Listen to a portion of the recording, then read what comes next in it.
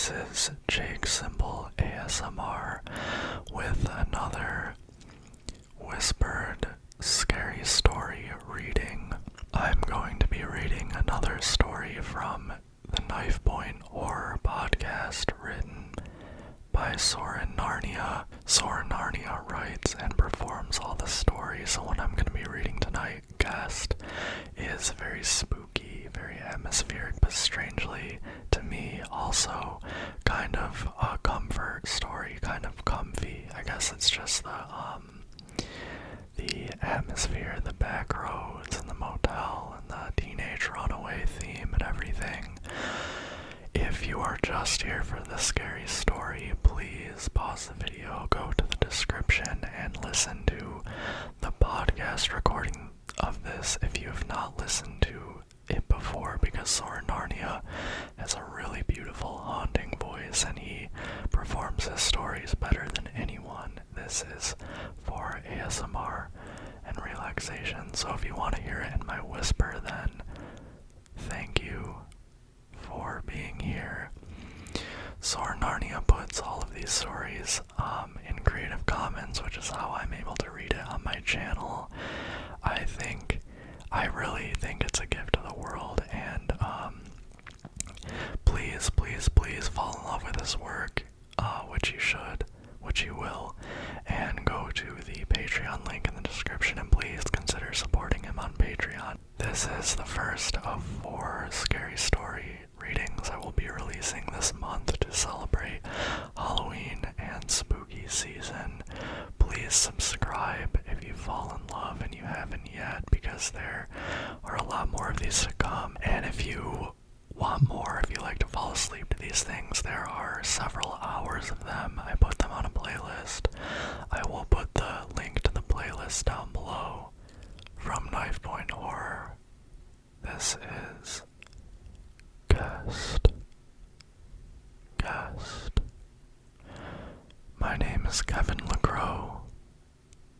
When I was 16, I was thrown out of my house by my stepfather, the worst person I ever knew. I'd gotten into trouble from time to time, and I was definitely a problem kid, as they say. But I couldn't stand all the accusations and threats he was constantly pouring on me. And we had some terrible fights. One night in October, it got so bad with him yelling about some stuff I've taken from some old abandoned farmhouse that he gave me 15 minutes to put some things in a backpack and get out. So I did just that. My mother crying in the kitchen. I had nowhere to go and no plan. I had a total of $400 in the bank. I spent the first 2 days mostly wandering around the edge of town. We'd moved to that tiny backwater only a couple of months before, so I had no friends, and I had no idea where anything in the area was. I slept underneath an RV and then behind Walmart, and at about 10 o'clock on night 3 I went to Denny's and studied a bus schedule and considered going somewhere far away. So I sat there for 2 hours with a soda trying to stay awake.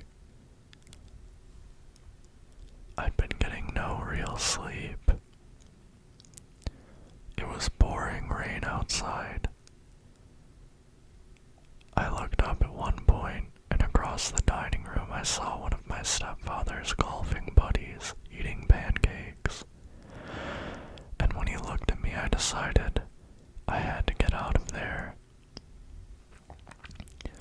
I went out into the rain and ran down the road about 100 yards to the first shelter I could find, which was a bus shelter in front of a used car lot. It was too late for the bus. I knew that much. sat there, just being miserable, needing to sleep so bad, totally trapped. I was on Bristow Road, which is usually just called Route 165. Just a few cars went back and forth in the dark. On a Sunday night, everything in what they called town was already closed. Across the road, there wasn't anything but acre upon acre of nothing.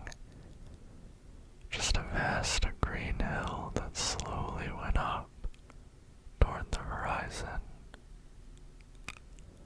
But there actually was something there at the very top.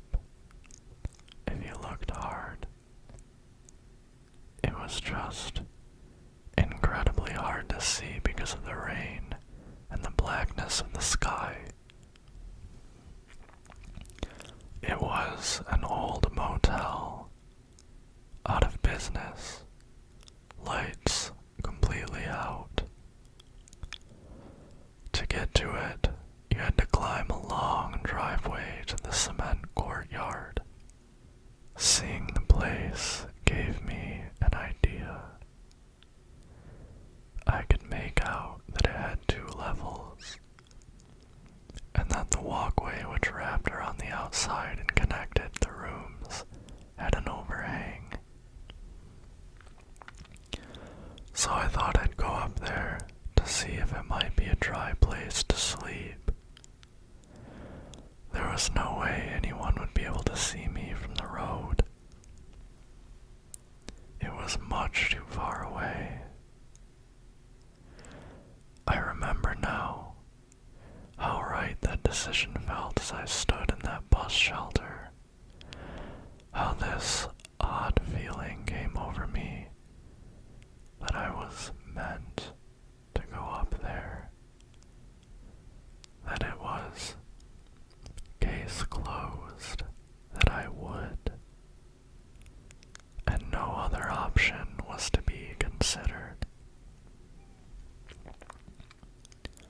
I started to run across 165, holding my backpack tight and pulling my jacket up over my head.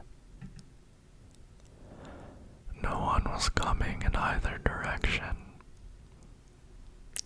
It was a long haul up that driveway toward the motel.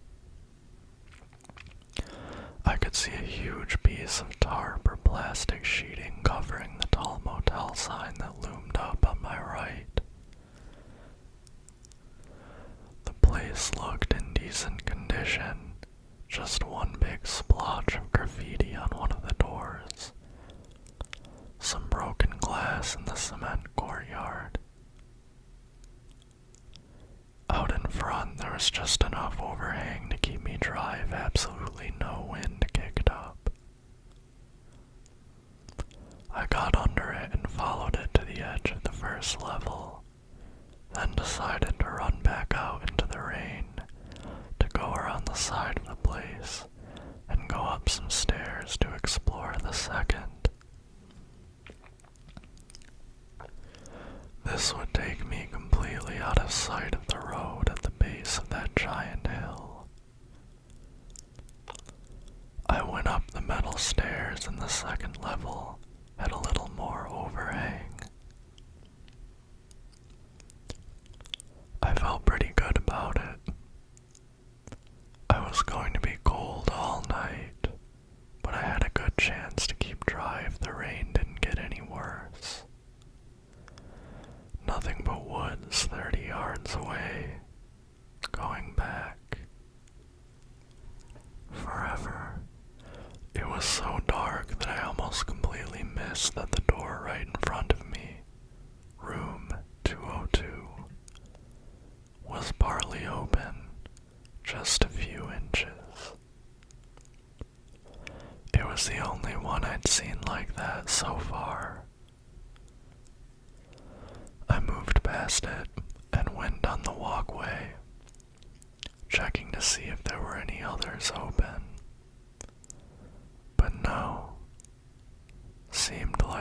just that one. I gave a little tug on room 204, but the lock had been permanently set or something. Room 202 seemed to be the only one where the lock mechanism had been removed entirely. I set my backpack down and took out a flashlight. I'd shoplifted it the night before in expectation of having to roam around late at night, looking for places to sleep. I pushed the door open a little more and shone it inside. I was able to see every inch of the room. It was pretty barren. The bed was gone.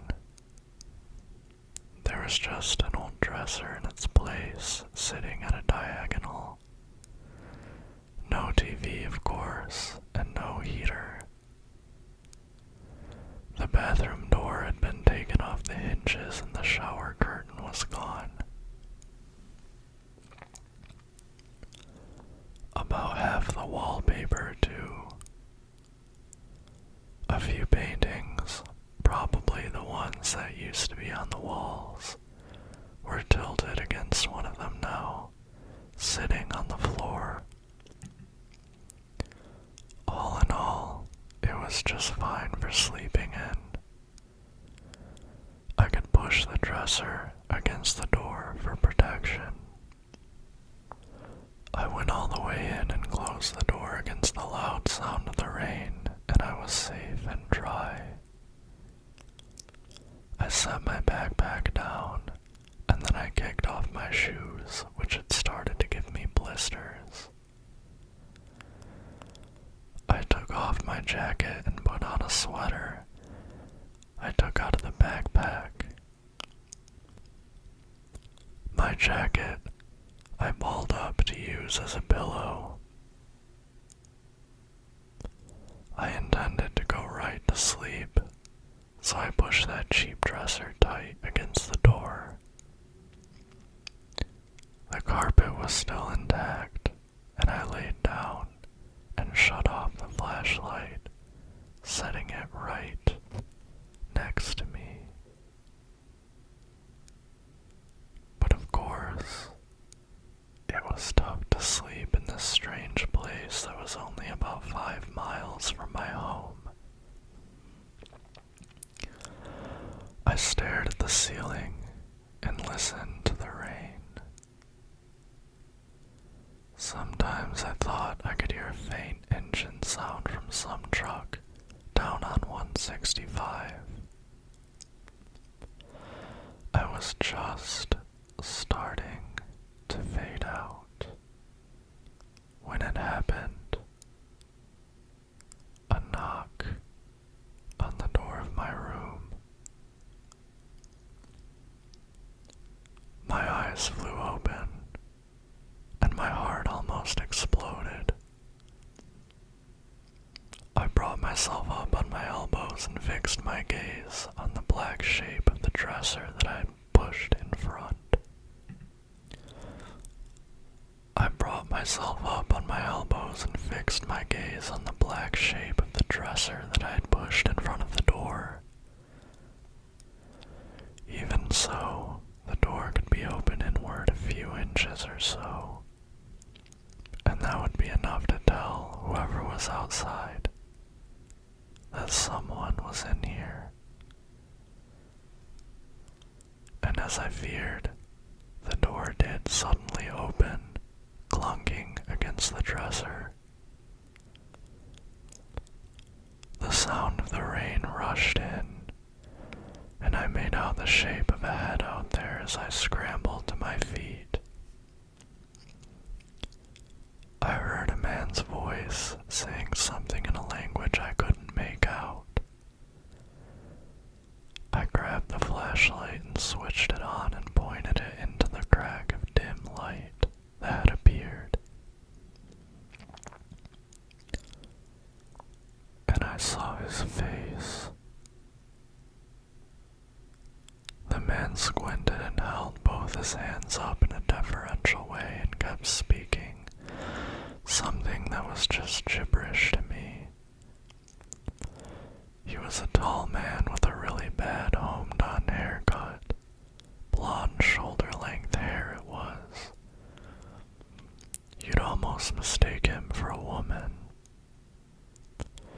His eyes were kind of sunken and emaciated. Homeless, probably. He nodded at me again and again and said, "Okay, okay." He made the classic symbol of bedtime.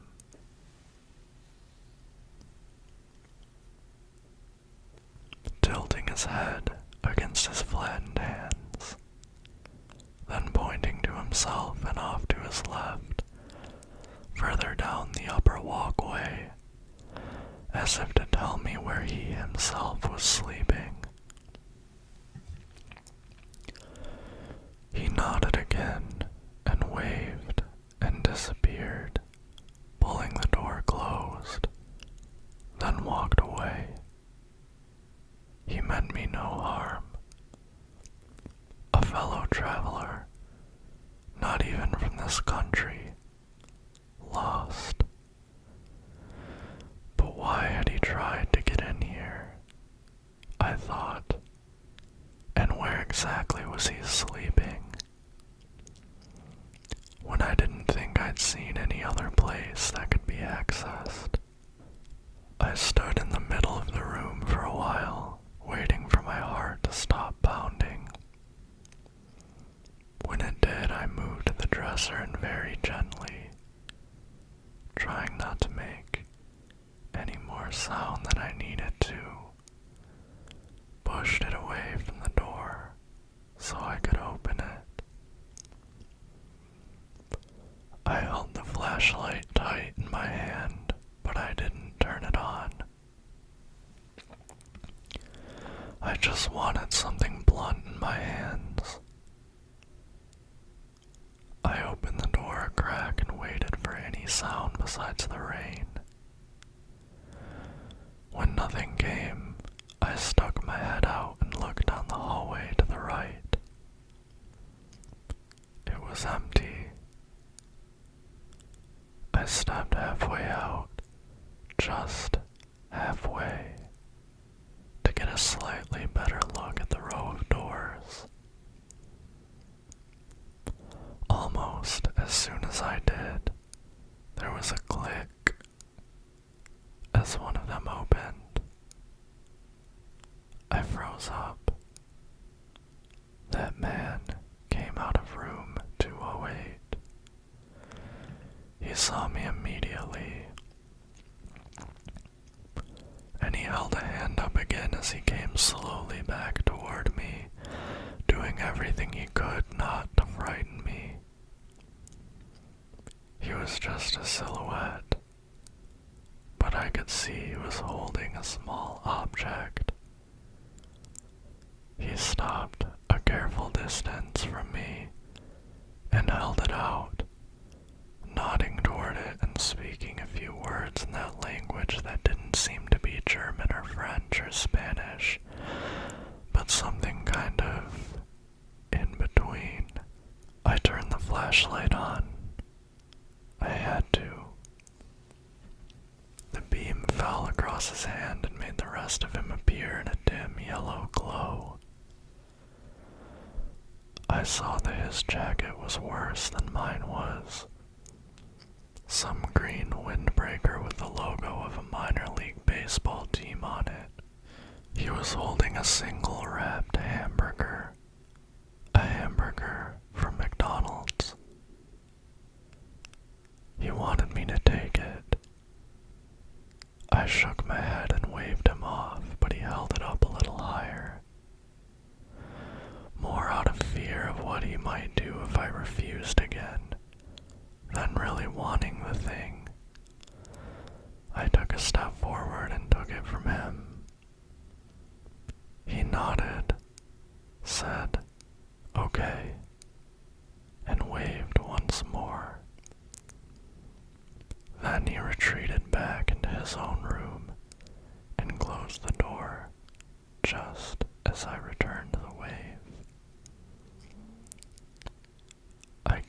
myself for not really checking those locks more closely, just assuming every door was in fact permanently shut when obviously that wasn't the case.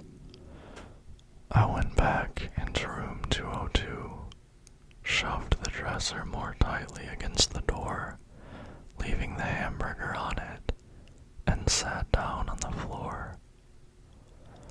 I realized I had a long night ahead of me, trying to get sleep, knowing this stranger was just 3 doors away. The place had been ruined for me, but the rain kept falling and I was getting colder all the time.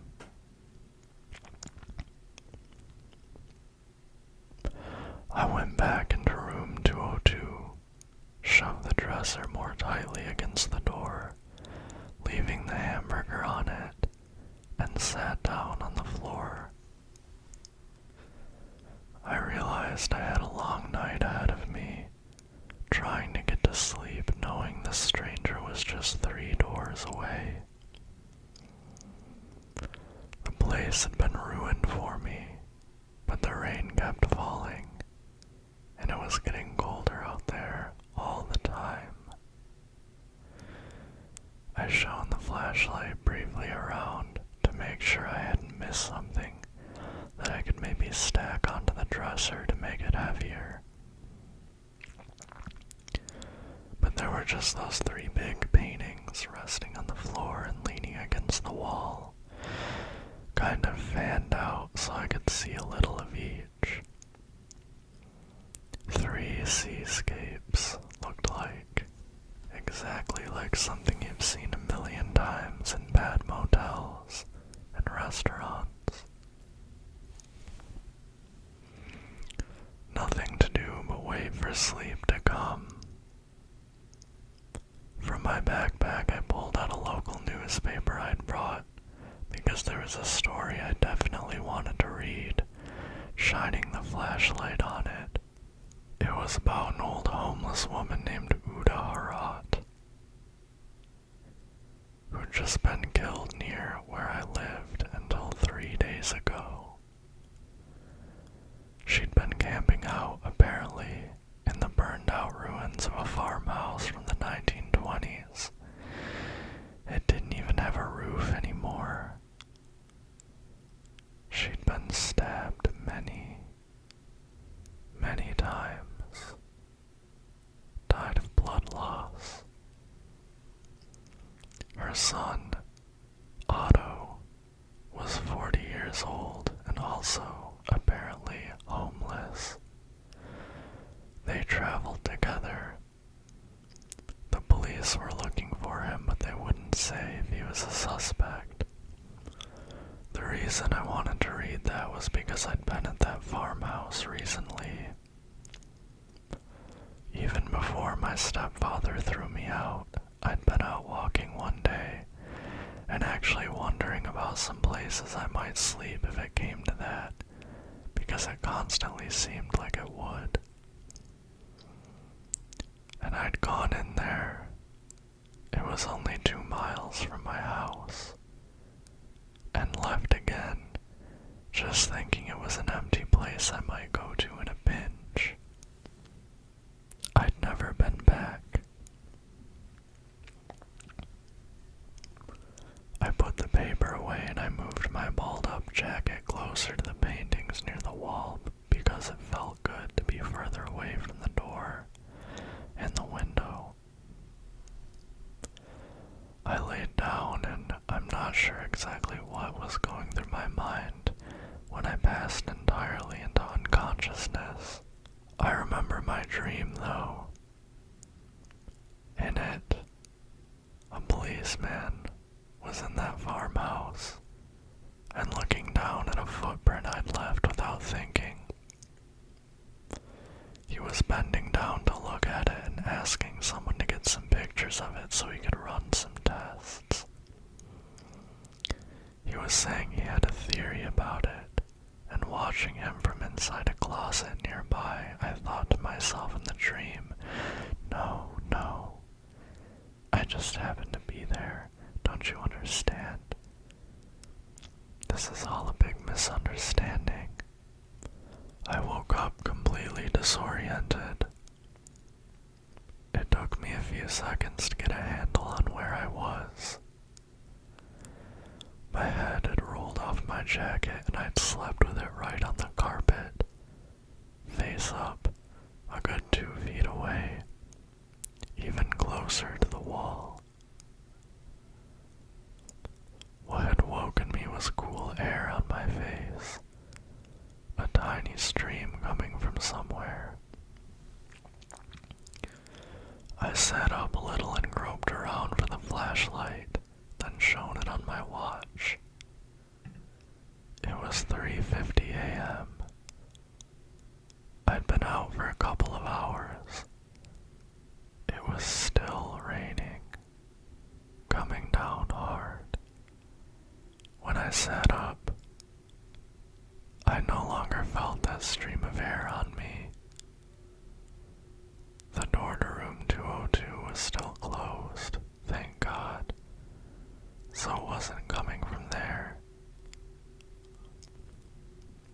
I lay down again, exactly where I'd been, about 10 inches from the wall where those paintings were laid against it. The air came back, almost unnoticeable if I wasn't really focusing on it. I stood up in the dark, and I lifted the first painting, setting it aside, then the second, then the third. Picking up that last one, the big hole in the wall behind it became visible instantly. So big I could have even seen it in the dark, without the help of the flashlight.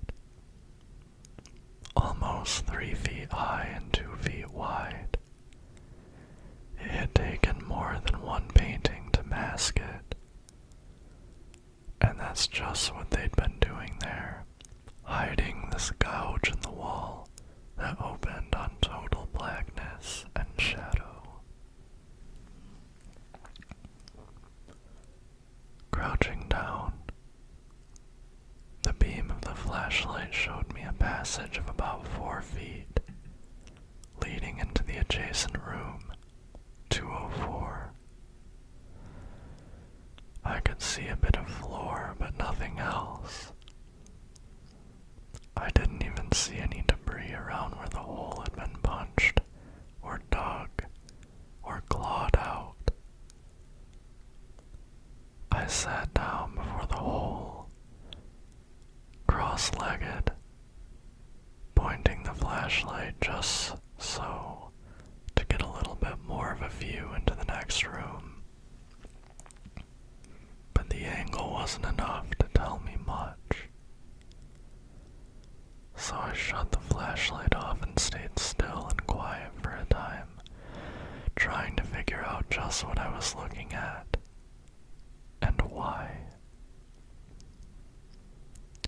From beyond my room, outside, there came a sound I hadn't heard yet since I'd come across this place. A car engine, but not one so far away that it could have been mistaken for something else.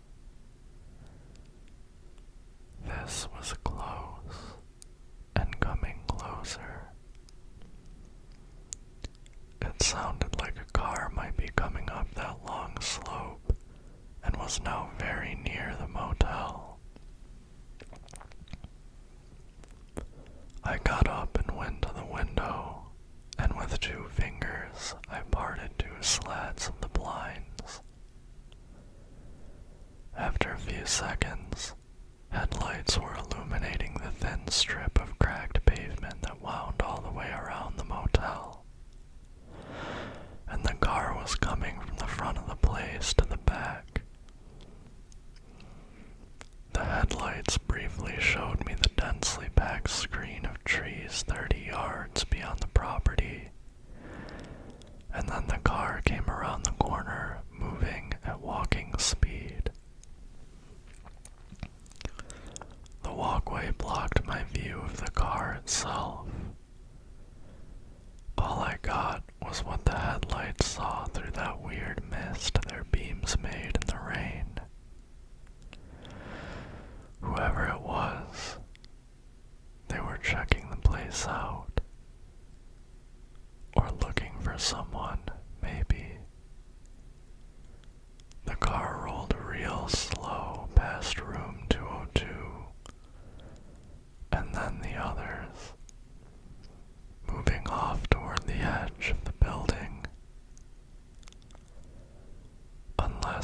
first, it would have to go around the opposite side. I moved away from the window when I was satisfied it did. I heard a soft thud out there. A door. The faintest trace of a shadow moved past my window and I froze, holding my breath. The guy from room 208, I assumed it was him, went by, walking at a normal pace past my room. Then down the walkway toward the steps that led to the tarmac. The shadow was gone soon enough, not pausing. I could hear faint, slow footsteps on that metal staircase, disappearing. My first thought was, good. Maybe the guy had a ride out of here. Maybe I could breathe easier. I turned my attention back to that hole in the wall. I got on my hands and knees and stuck my head into the gap, and then decided to go forward, the flashlight clenched in my right hand. As strangely right as the decision to approach the motel had felt, this, on the other hand, felt wrong.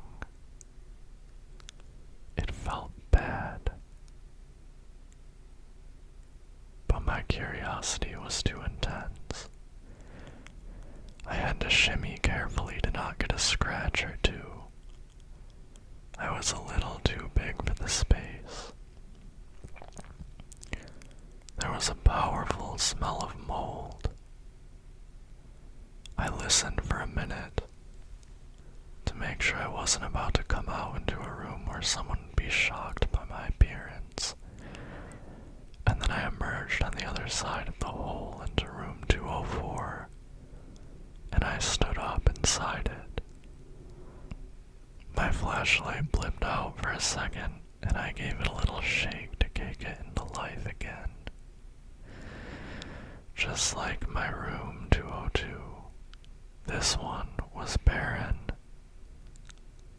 The difference was, this one was in far worse shape.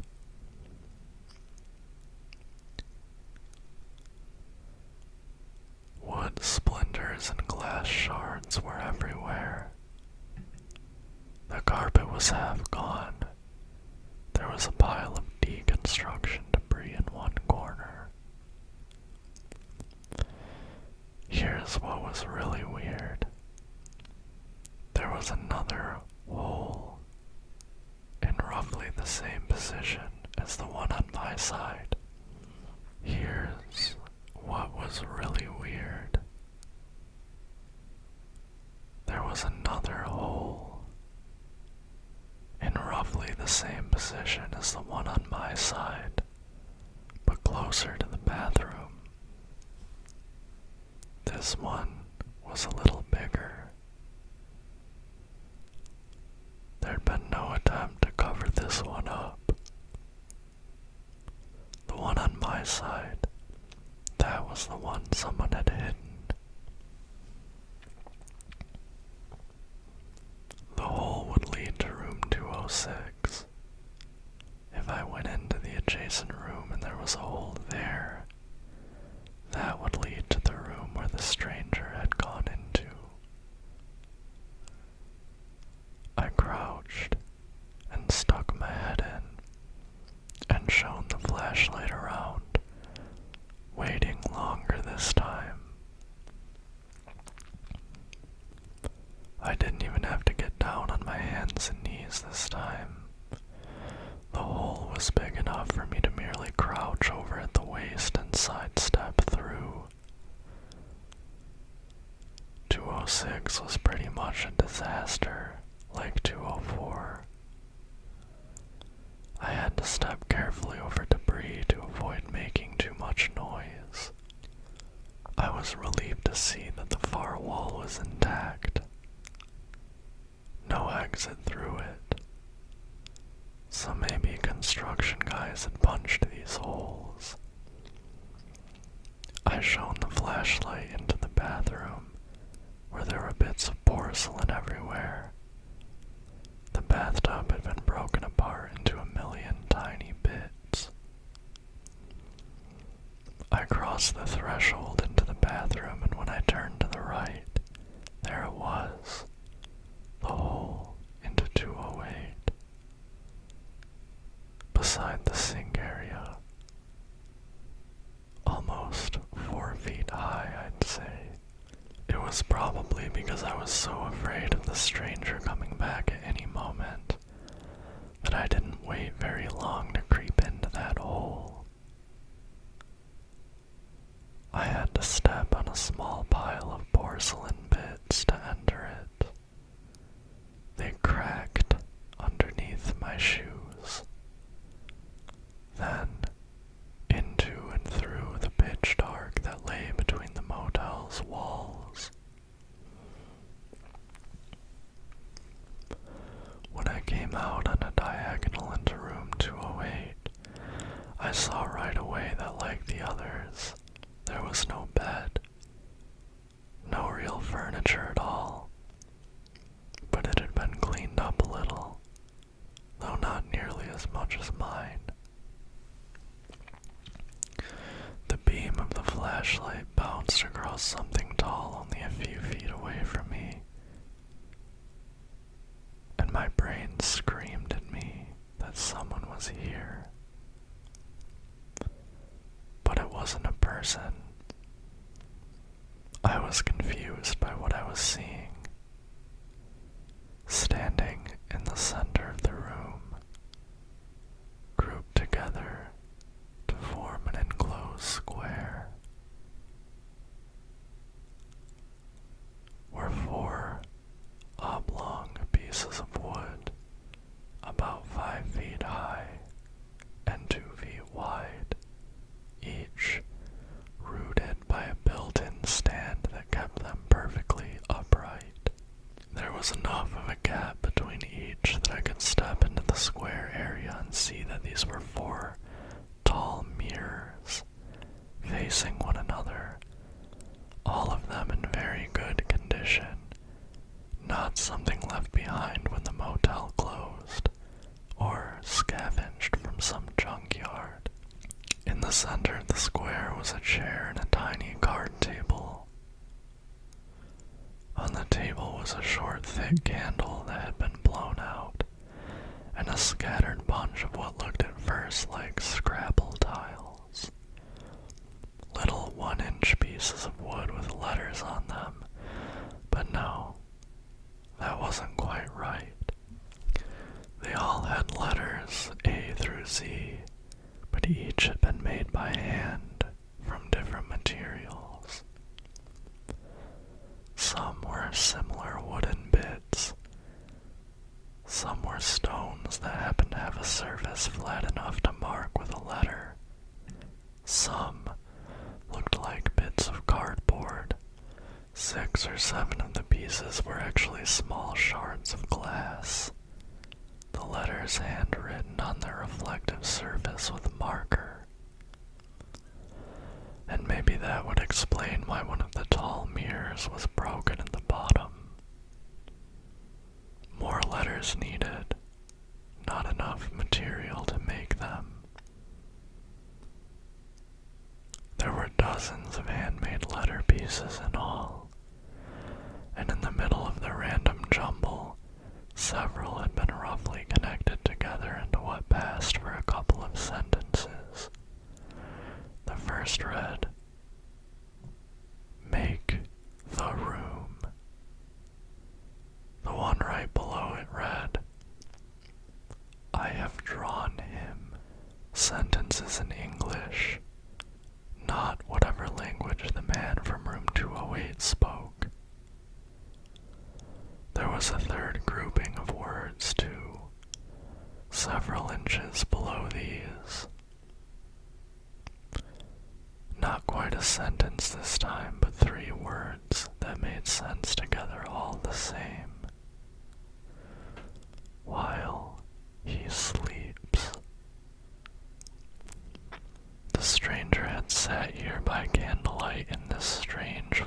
location, mirrors on all sides of him, reflecting himself from every angle, barely enough room to move, and done what?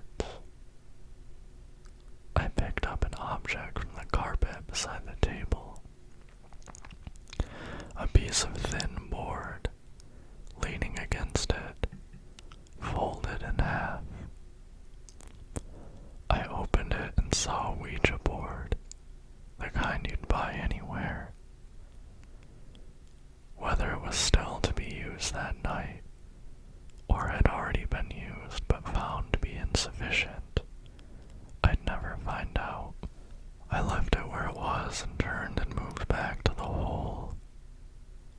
I needed to retrieve my backpack from room 202, and then I would get out of there fast. My hands had begun to shake and the flashlight beam wasn't very steady as I went. I had crossed through room 206 and was headed into 204 when a sound made me stop inside the black gap that separated the two. The rain outside had suddenly gotten the tiniest bit louder, and then faded again. I poked my head out into 204, just a few inches, and saw that the door had not opened. If some door had, it must have been further ahead of me, which meant my room, 202. I froze and listened for something more. Maddening silence, no sound of a dresser being moved. Maybe I'd been wrong and it had just been a wind gust slapping the rain against the door harder than normal, fooling me. But I decided my backpack could stay where it was. I backed out of the hole into 206, turned, and as quietly as I could, I moved across the room, headed back where I'd just come from. 206 into 208, and I was stepping back into the stranger's room. And even though I was sure he wasn't there, that he couldn't possibly have entered from outside in the time I'd been gone, I was terrified. I moved past the mirrors and to the door. I pulled on it and it came open easily. The sound of the rain out there sounded deafening to me after all that silence. I stuck my head out and looked to the left. There was nobody on the walkway. From this angle, I couldn't see much, and certainly not if 202 had been entered. I would never know. I came out of 208 and took a right, not a left. I walked quickly down the hallway. I reached the stairs and took them swiftly down, 6, 8, 10. Then I was on the lower level, the second story now safely above me. I hesitated for one moment, deciding which direction to go in. To the right was the rear side of the motel, an unknown, where that car had gone. To the left would be the front, and the long down slope that would eventually lead to the road. I had to go that way, toward where there might eventually be people, and where I'd at least be able to see signs of life as I went, even if it was just the lights of the used car lot. The woods, so close, were not an option. So I turned left and walked underneath the water passing doors, each room sealed as far as I knew. I tilted my head upwards as I went in, the faint expectation of detecting some sound above me. Soon, I was directly under my old room, and I would emerge in a moment into the rain. I pressed on, passing the stairs, and with no backpack or jacket, found myself suddenly getting drenched.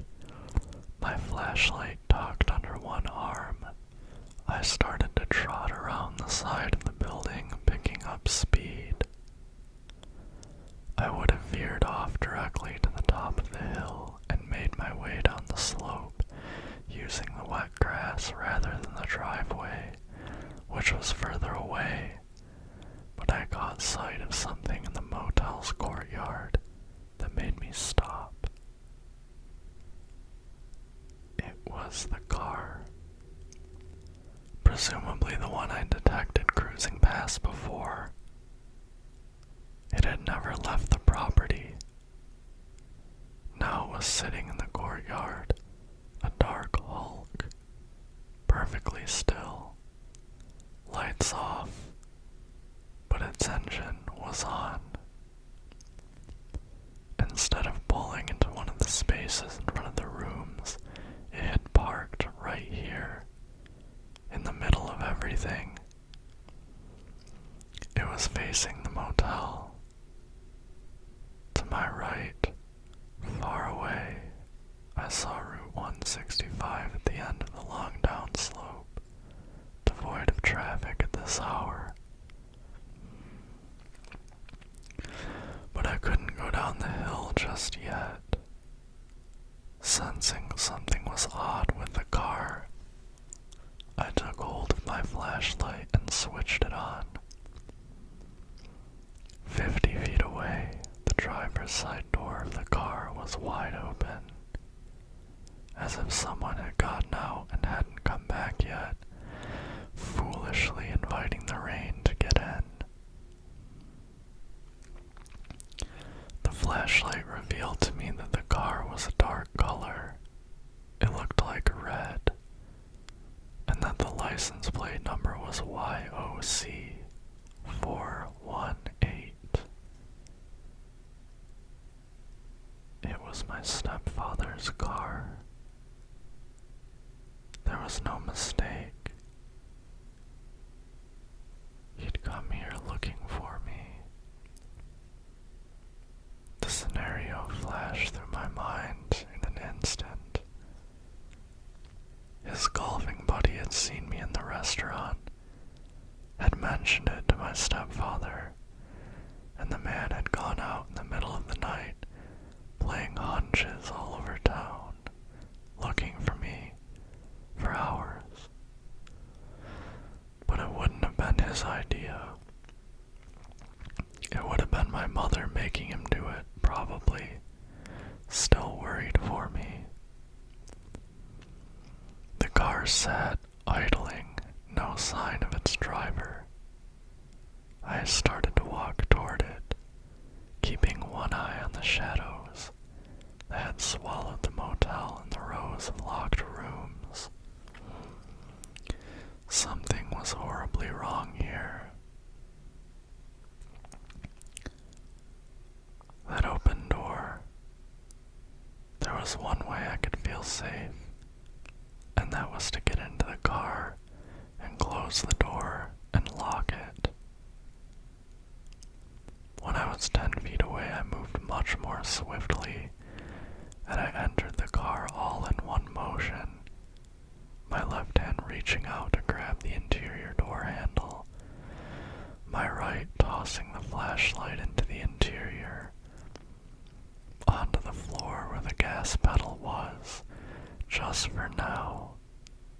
And I was moving into the car so quickly, with such intent, that I was already half in the driver's seat when I realized I was not alone. I hadn't quite pulled the door shut person in the passenger seat. The person was moving, lifting something up toward me. Something large. A hand grabbed my right shoulder, and a male voice said, "Don't move." By the aura from the small pool of light generated by the flashlight beside the gas pedal, I could see that it was the blade of a machete that was near my throat, and it was held by the homeless stranger. His English was perfect, not even a trace of an accent. He was also holding something in his left hand, down near his waist, something very small. I couldn't see just what. My breathing stopped. The sights inside the car seemed brighter than they should have been. My night vision had sharpened somehow because of the adrenaline. I didn't move an inch. My left hand stayed on the door handle. My passenger said to me, "We're going to Mahogany Glen." And that was all. Somehow, through my fear, I knew immediately what I was going to do. I pulled the driver's side door closed slowly, but firmly. The movement caused the blade of the machete to touch my chest ever so slightly. I put my hand on the gear shift and put it into drive and slowly dragged my eyes away from the stranger. I'd been able to determine that what he was holding in his left hand was a photograph,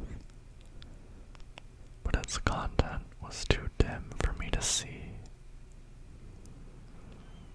It became obvious that there would be no further instruction, so I lifted my foot off the brake and the car rolled forward. I turned the wheel to the right, and the car began to swing around toward the slope. When we had straightened out and were aimed at the top of the drive, I turned the wipers on. The blade of the machete was held very steady by the stranger. I stared straight through the windshield. Then I turned the headlights on. There was a body just ahead, lying on the cement near the peak of the slope. The person was wearing a blue raincoat, and legs wrapped in old jeans stuck out of it. It was a man, and one of his sneakers had fallen off. His head was gone. His head was gone. Some icy part of my mind kept me going through the motions of driving.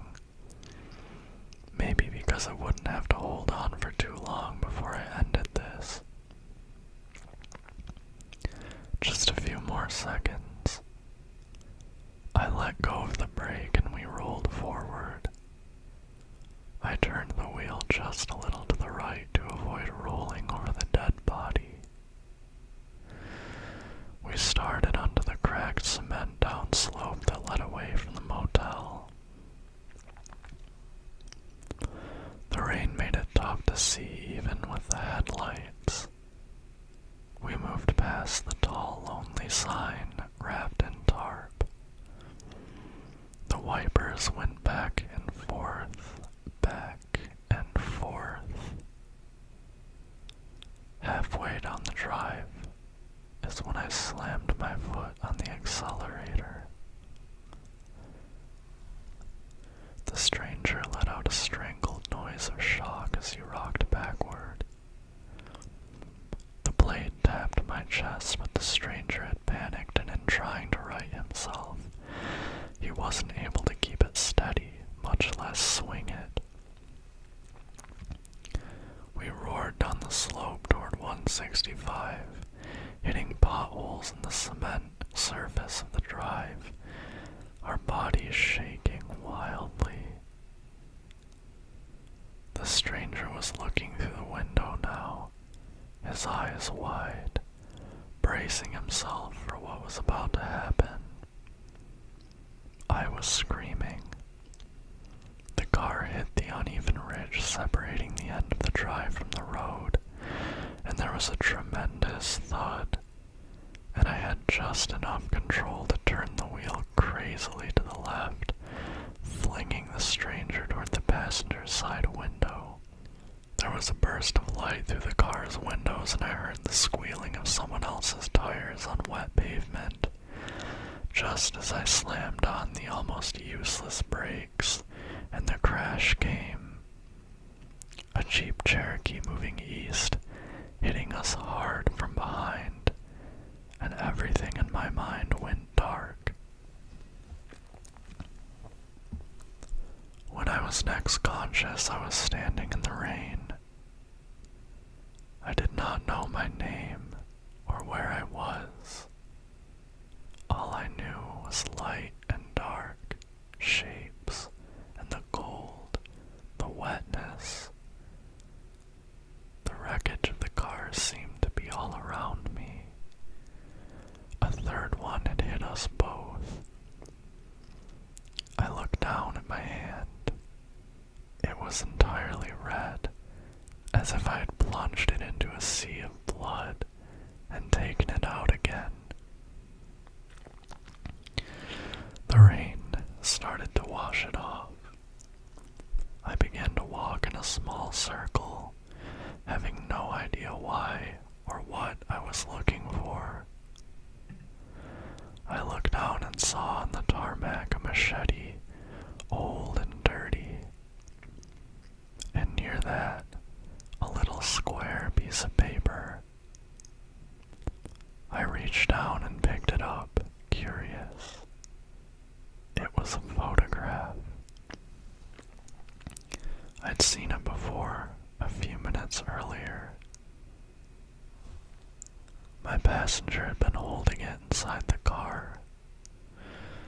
The photo was black and white and creased and fading from a long time before mine. The woman in it was very young, no more than 20, unsmiling, unattractive, strange looking. I heard sirens and I lay down on the road and went to sleep with that photograph in my hand.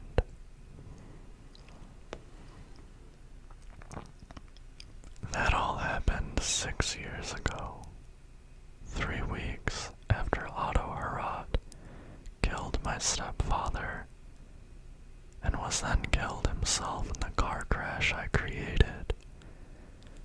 There came a day, Halloween, as I recall, when the police seemed to have no more questions for me.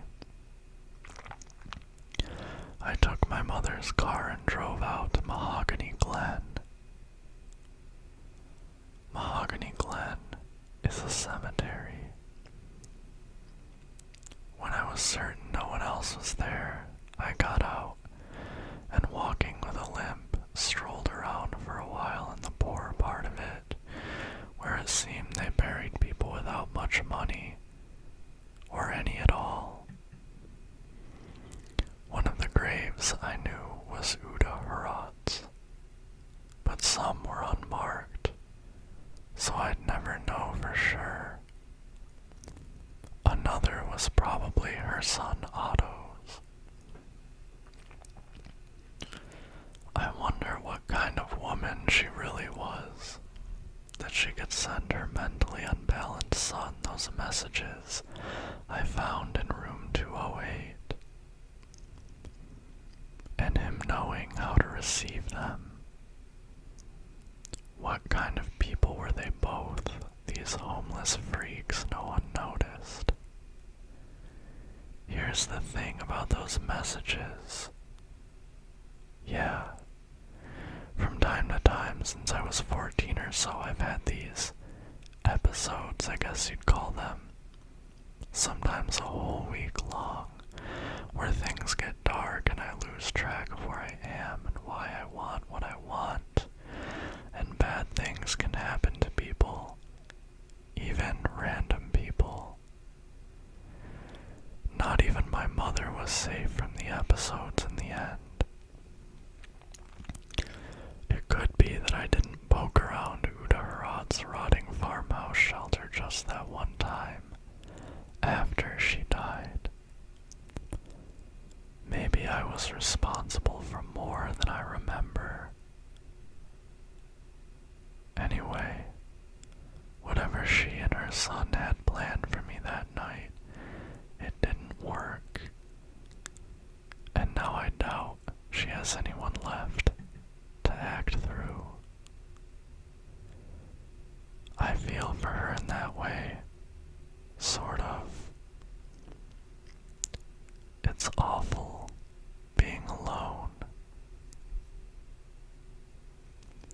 The end. Somehow I forgot. I haven't listened to that story in a while. What I really love about Knifepoint Horror, and I've said this before, is that it's not straightforward paranormal. It's mostly psychological, and the horror comes from how opaque and uncertain everything is from the narrator's standpoint, how little the narrator knows, and you're never given quite enough to draw certain conclusions about the paranormal and whatnot.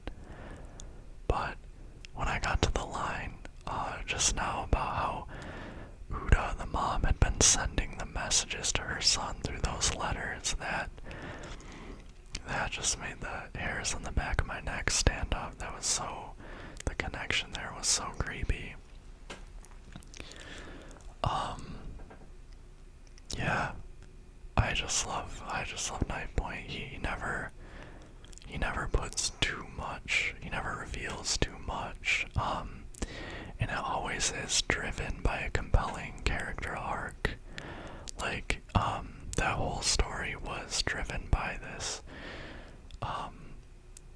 sort of the endeavors of this young person who'd been kicked out of his house by his piece of shit stepdad, and just the loneliness and the having to fend for himself, and probably the feeling of lovelessness, and having to grow up faster than he did, and being alone in an uncertain place and having to fend for himself. I just always find these stories so emotionally compelling, besides all of the horror. Even if there were no supernatural suggestions or, things like that, it would still be very good. Anyway, thanks so much for watching. As I said at the beginning, if you want more, there is a playlist. There are hours of these things and hours to come, so please subscribe. Leave a like if you got a tingle, or if I helped you fall asleep, or if you like the story. And again, don't forget to check out the podcast and consider supporting Soren Narnia on Patreon, or by purchasing one of his books. He put this story out there for me to adapt for free. I really want to make sure that we're giving back. Okay, happy spooky season. I'll see you with another reading next week, and another roleplay in the next few days. Good night, little symbols. Good